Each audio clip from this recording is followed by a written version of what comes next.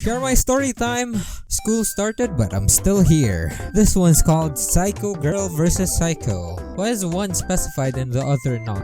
Oh well. Hey, I'm Caroline. No, your name is Velma.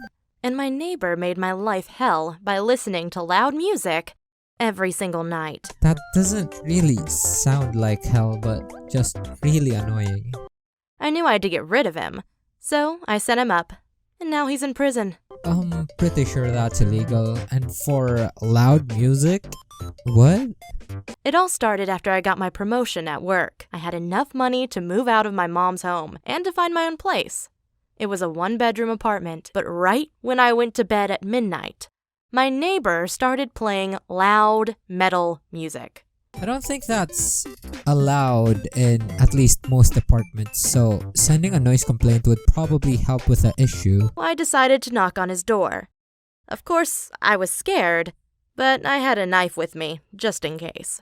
How would he hear you knocking? Plus, imagine opening your door at 12 a.m. to someone you don't know holding a knife. Scary but still, I understand that she had to have something to protect herself, especially at night, but her apartment looks like it's a one huge building, so I don't really think it's relatively unsafe if the place has security. But if this loud apartment exists, wouldn't they be kicked out already? But well, never mind. I don't think there's security here. She's justified to bring the knife. When he opened the door, "What do you want?" he said. "The music is too loud. I can't sleep," I answered. "Oh, I'm feeling so bad for you. Maybe I'll come and pay you a visit later. What do you think?" What the Then he closed the door and turned the music up even more. Yeah, no, noise complaint is probably warranted at this point. I immediately called the police, but all they could do was ask him to turn his music down.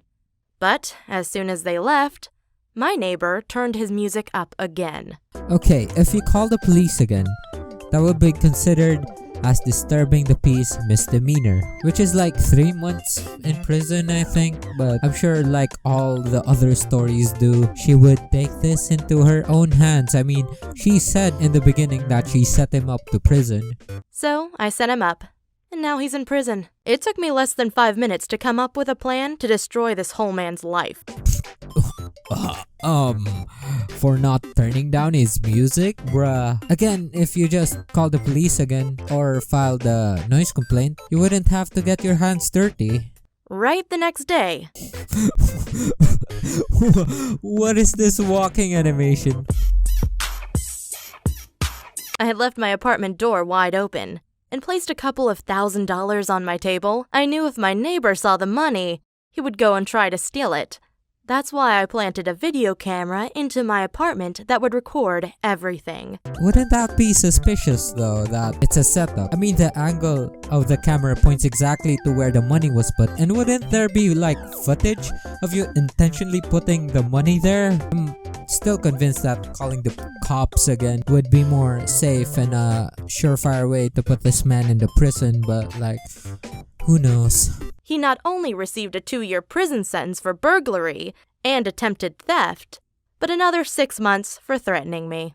Isn't this all too much for not turning down his music? I was so happy that he was locked away. Man, she really is a psychopath. 1 week later, I was walking down a street at night when suddenly the doors of a car right next to me opened with 2 men coming out of them.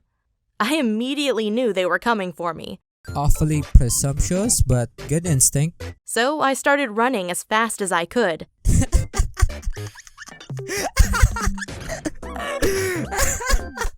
What the is that running animation? I hadn't done sports in years. You don't need sports to run normally. But in college, I was in the varsity team, so I knew how to run.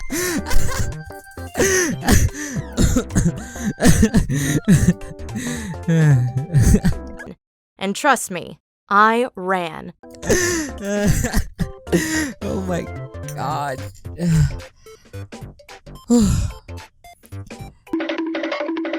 For at least 1 minute, they were right behind me. But they couldn't keep up and quickly gave up. After I escaped, I immediately called the police, and it took them less than a day to find video camera footage of the car that the two men had come out of. The owner of the car was a notorious member of a well-known biker gang. You know, one of those losers that need to drive loud motorbikes to feel important. Hey, what's with the stereotyping? Found out that my old neighbor was well connected to the motorbike gang, and he had ordered them to kidnap me or even do worse. The police said my life was at risk, which is why they brought me into the witness protection program. Now I'm living in a different city with a new identity and a new job. Of course it sucks, because I can't meet up with my family or my old friends anymore. All we can do is talk via video chat. But at least I got justice, because my old neighbor and the two bikers that wanted to kidnap me all received life in prison sentences for attempted kidnapping.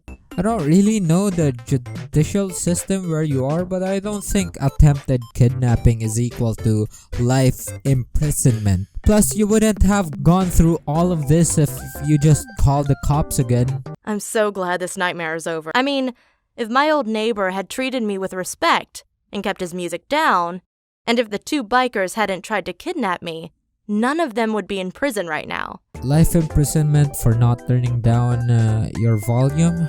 Wow. Well, anyway, a big thank you to the police for throwing those losers into prison where they belong.